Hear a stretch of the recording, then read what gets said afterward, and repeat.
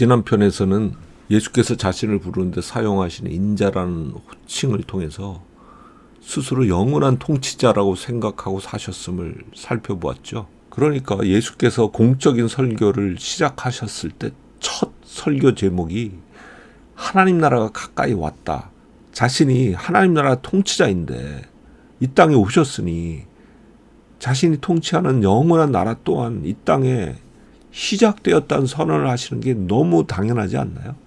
그렇다면 그 영원한 하나님 나라의 통치자인 인자, 그 인물이 단순한 인간이겠어요?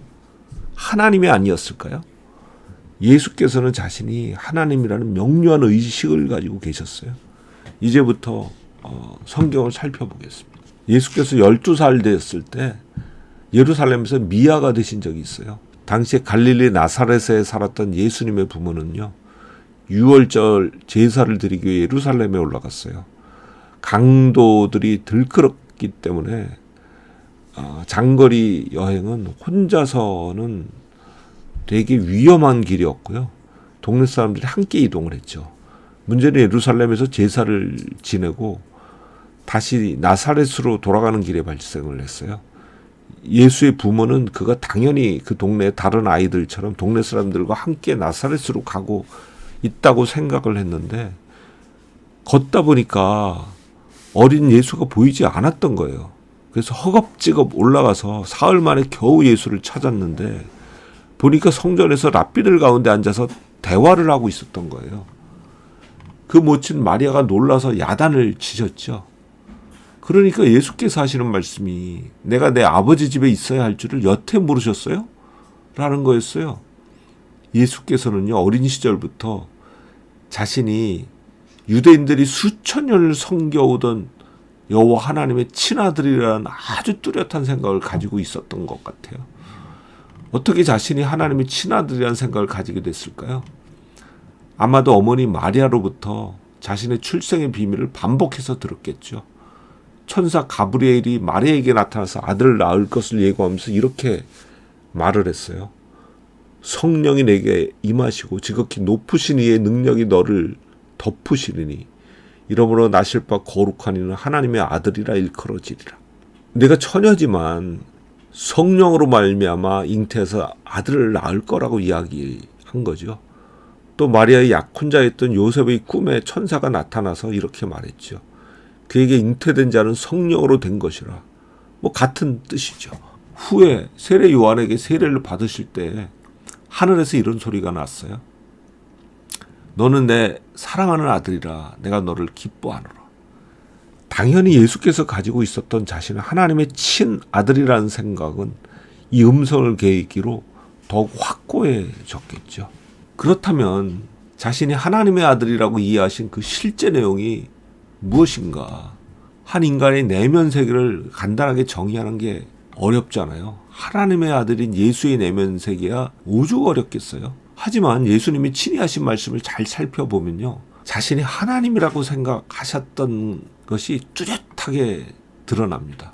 예수께서 체포되시기 직전에 드렸던 기도가 요한복음 17장에 기록이 되어 있는데요. 거기서 예수께서 자신은 이 세상이 만들어지기 전부터 계셨다고 하면서 아버지와 영광을 함께 가졌었다고 말씀하시죠. 아버지와 창세전에 내가 아버지와 함께 가졌던 영화로서 지금도 아버지와 함께 나를 영화롭게 하옵소서. 굉장히 충격적이지 않나요? 이 내용을 자세히 살펴보면요, 예수께서는 자신이 창세전부터 계셨다고 전제하고 있어요. 더구나 아버지와 함께 영광을 누리던 존재였다고 말씀을 하죠. 자기 자신이 창세전부터 있던 하나님이라는 의식을 이보다 더 명료하게 표현할 수 있을까요? 예수께서는 유대인들과 논쟁하시던 중에 자신이 아브라함이 나기 전부터 계셨다고 이야기를 하세요. 예수께서 이르시되 진실로 진실로 너희에게 이르노니 아브라함이 나기 전부터 내가 있느니라. 아브라함은요, 이 당시로부터 거의 2000년 전에 살았던 인물이에요. 그 아브라함이 태어나기 전부터 자신이 계셨다고 이야기하신 거예요. 2000년 전이면요, 우리나라에서는 신라 백제 고구려 그리고 가야가 있던 시대예요. 그 정도의 세월을 격한 조상 아브라함이 태어나기 전부터 자신이 계셨다고 이야기하신 거예요. 또 예수께서는요, 자신은 아버지와 하나라고 하셨어요. 이 말씀을 하신 맥락은 이래요. 유대인들이 성전 안에 솔로몬 행각에서 여러 명이 예수님을 에워싸죠. 그리고 단도직입적으로 질문을 합니다. 당신이 그리스도이면 명명백백히 밝혀라. 그러자 예수님은요, 동문서답 하듯이 대답을 하세요. 나는 나를 따르는 사람들, 곧 내 양들에게 영생을 주는 자, 곧 그리스도가 맞아. 그런데 나는 단순한 인간이 아니야. 나는 만물보다 크신 하나님과 하나인 존재야.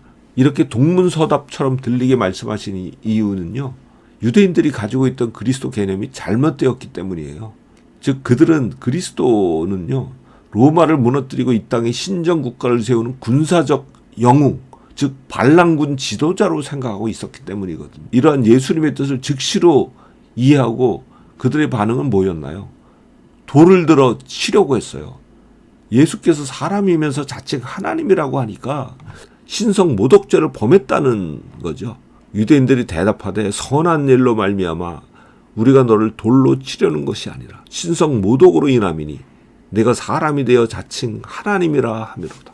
또 제자 중에 빌립이라는 사람이 있었어요. 예수님한테 아버지를 보여달라고 요청을 하죠. 그래서 예수님께서는 굉장히 답답하셨던 것 같아요. 탄식을 하시면서 이렇게 얘기하세요. 빌립아, 내가 이렇게 오래 너희와 함께 있었는데 내가 나를 몰라?